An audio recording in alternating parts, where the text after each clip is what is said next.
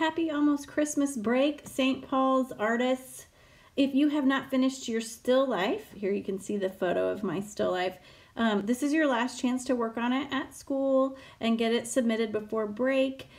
So if you are still working on that, I would go ahead and get that out and get it going. And you can be working while we talk today about a new artist.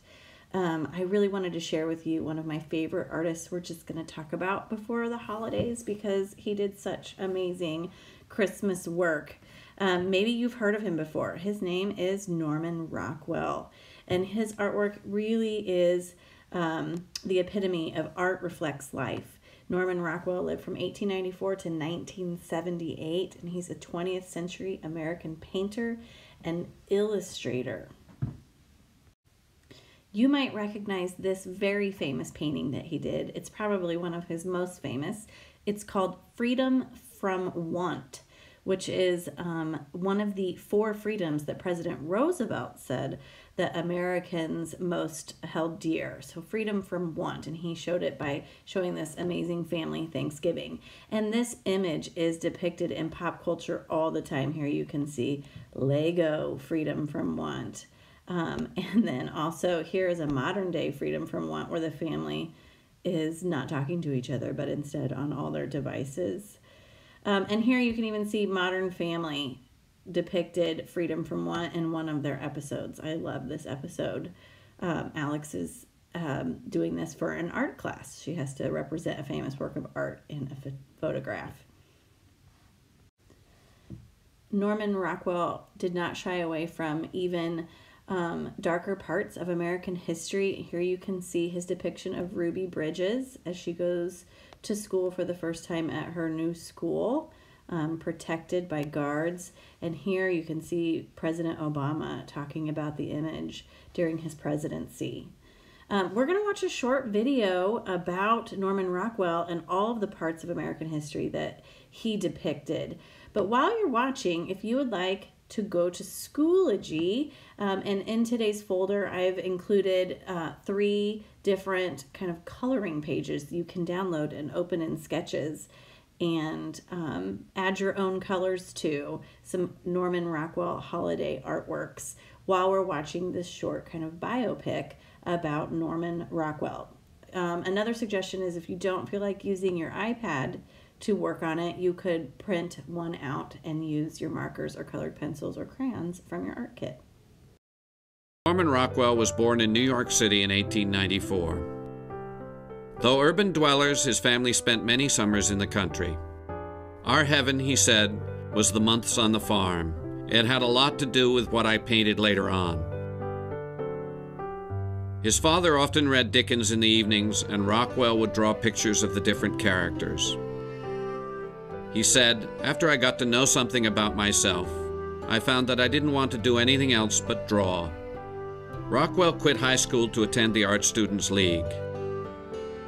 There, his rigorous training as a fine artist included classes in anatomy and illustration technique. He employed models, costumes, and props. Success came early. At 17, Rockwell became art director for Boys Life, the Boy Scouts of America journal. Publishers hired him for books and magazines. For ambitious illustrators, the pinnacle of success was the cover of the Saturday Evening Post. Paintings of children caught in humorous situations earned Rockwell his first Post cover on May 20th, 1916. He was 22 years old. That same year, he married Irene O'Connor, shown here as his model. Serving stateside in the Navy during World War I, he continued to paint, sharpening his depictions of heroes and the commonplace. In the 20s, Rockwell's career took off. For American magazines and advertisers, he had no equal. The 4-color press breathed new life into his mass-produced illustrations, calendars, and advertisements. In 1926, the Post ran its first 4-color cover, a Rockwell painting. Rockwell's work featured themes he would return to again and again. celebrating the commonplace, change and invention, honoring the American spirit, tradition, and the past. During the Depression, the Saturday Evening Post insisted on light-hearted covers. In 1929, Norman's marriage to Irene ended. The following year, he met and married Mary Barstow, a school teacher. They had 3 sons, Peter, Thomas, and Jarvis. Happy in his personal life, Rockwell endured a professional crisis. In 1932, he traveled to Europe and experimented with modernism. Commissions for 2 stories, Tom Sawyer and a biography of Louisa May Alcott, renewed his enthusiasm for illustration. In 1939, the Rockwells moved to Arlington, Vermont, where Rockwell began to paint small-town life more consistently. But the horizon was dark. When America went to war, so did Norman Rockwell, on canvas. He depicted the home front and the misadventures of a small-town recruit. In 1943, when President Roosevelt outlined the 4 freedoms that Americans were fighting for, Rockwell found a compelling way to help the war effort. He said, "I'll express the ideas in simple everyday scenes, take them out of the noble language of the proclamation, and put them in terms everybody can understand." First is freedom of speech and expression. Second is freedom of every person to worship God in his own way. Third is freedom from want. Fourth is freedom from fear. The paintings ran in the Post and then toured the U.S. in the most successful war bond drive ever. When peace returned in 1945, Rockwell joined his countrymen in celebrating. America was on the move, and so was Norman Rockwell's world. A world of families and station wagons and suburban homes. In 1953, the Rockwells moved to Stockbridge, Massachusetts. Stockbridge, he said, is the best of America, the best of New England. I know everybody in Stockbridge. In 1959, Mary Rockwell died. 2 years later, at the age of 67, Rockwell married Molly Punderson, a retired teacher he'd met in a local poetry class. He was starting a new chapter in both his personal and professional life. American leaders in portrait. Rockwell's 1960 portrait of John F. Kennedy was used again in the memorial issue after the president's assassination.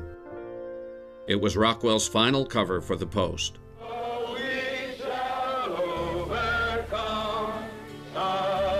During the 60s, Rockwell's primary focus was current events and social issues. His social commentary for Look magazine was fearless and unblinking.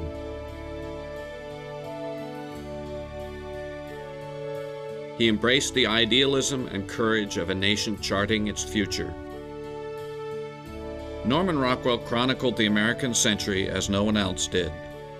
His works number in the thousands, images of a nation's evolution, with extraordinary mass appeal. In a changing world, he was a reassuring guide. Technology fascinated Americans, and Rockwell shared that fascination. Henry Ford sold Model Ts by the millions, and Rockwell loved to show the automobile's impact, for better and for worse. Rockwell also came of age with manned flight, from the first person to fly the Atlantic, to the dawn of commercial air travel, to man's adventures in space. He captured it all. He celebrated our thirst for entertainment in all of its forms, from the national pastime to Hollywood to the debut of television. Rockwell captured our rites of passage with wit, and wisdom. His subtlest observations addressed complex social issues.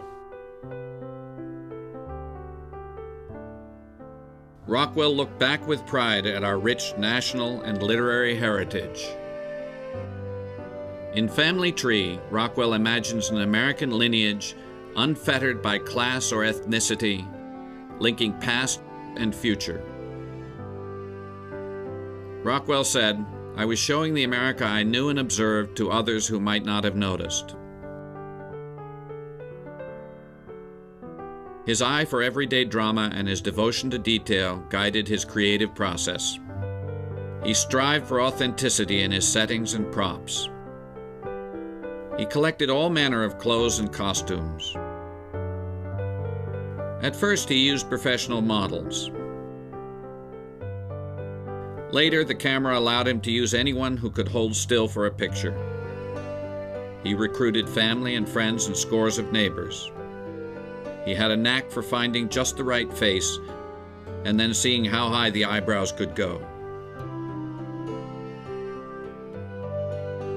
Rockwell was both coach and model, using his own elastic face to demonstrate expressions. Rockwell said, "Meeting deadlines and thinking up ideas are the scourges of an illustrator's life." His subjects varied, but his process remained the same.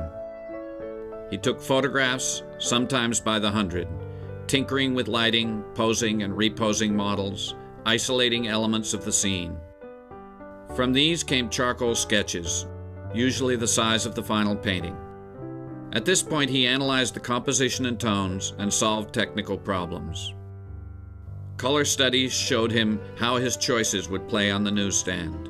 Finally, surrounded by all his references, he'd set to work on the final painting.